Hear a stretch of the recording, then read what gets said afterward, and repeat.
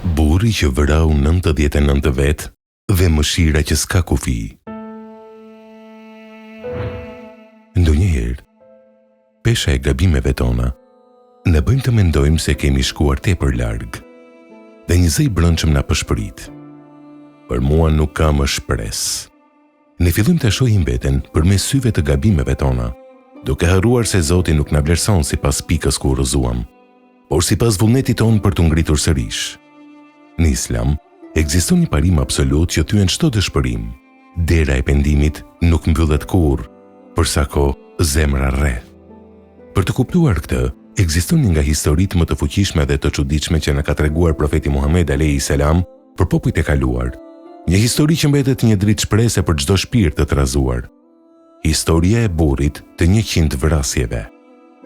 Përpara kohës tonë, jetonte një njeri që kishte kaluar çdo kufi të mundshëm njerëzor. Ai kishte marrë jetën e 99 njerëzve. Dora e tij ishte mësuar me shpatën dhe jeta e tij kishte qenë një seri e gjatë errësire dhe krimesh. Por, sado i ngurtësuar të duket një njeri nga jashtë, brenda çdo shpirti ekziston një shkëndije dritës hyjnore që nuk fiket kurrë plotësisht. Mbrëmje pas mbrëmjeje, ndërgjegja e tij filloi të zgjohej. Pesha e gjakut të derdhur filloi ta mbyste nga brenda. I trazuar në shpirt dhe pa aftësi për të gjetur gjumë apo paqe, ai doli në rrugët e qytetit dhe u pyeti njerëzve: "A ka në këtë tokë ndonjë dietar që mund të më tregojë nëse ka ende falje për mua?"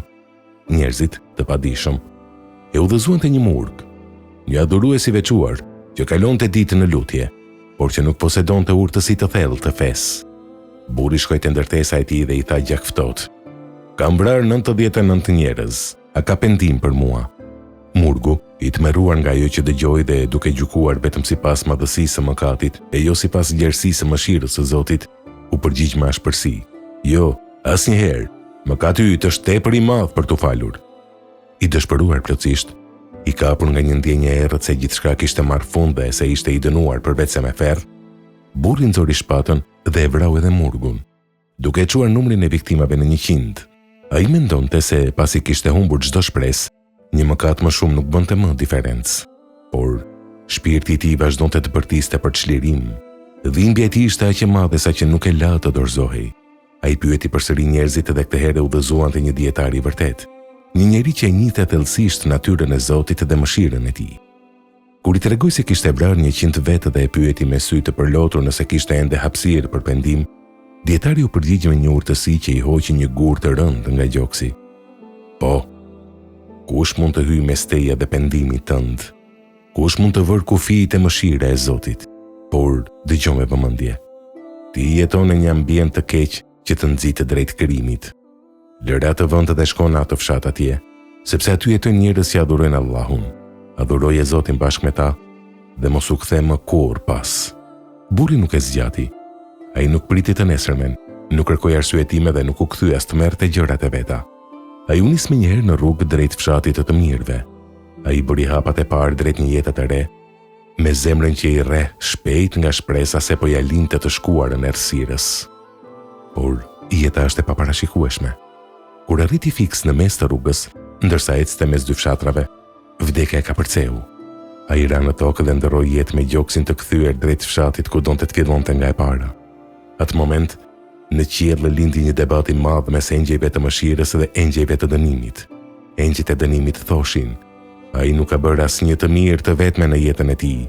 Ai është një kriminal që ka marrë 100 jetë të pafajshme dhe duhet të shkojë në dënim." Engjëjt e mëshirës thoshin: "Ai doli i penduar, me zemër të kthyer plotësisht drejt Allahut duke braktisur të keqen." Atëherë, Allahu dërgoi një engjëll tjetër në formë njeriu për të gjykuar mes tyre. Ai u tha: "Matni distancën. Nëse është më afër fshatit të mirëve, ai u përket engjëjve të mëshirës.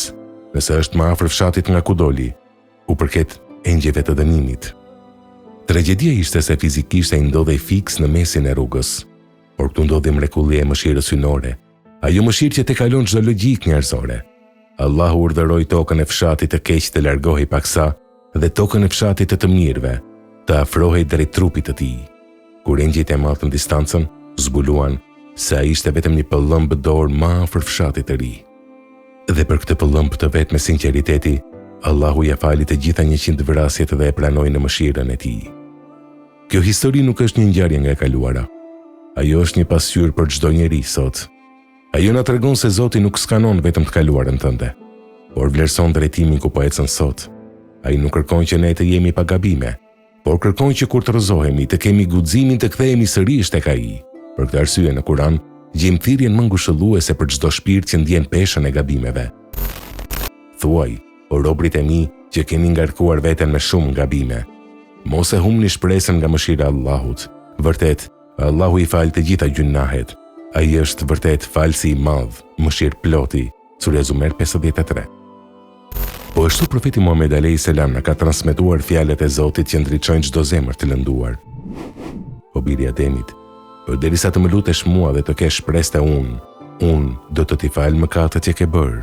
O biri i Ademit, sikur mëkatet e tua të arrinin deri në rreth e qiellit e pastaj të kërkoje falje nga unë do të t'i falja ato.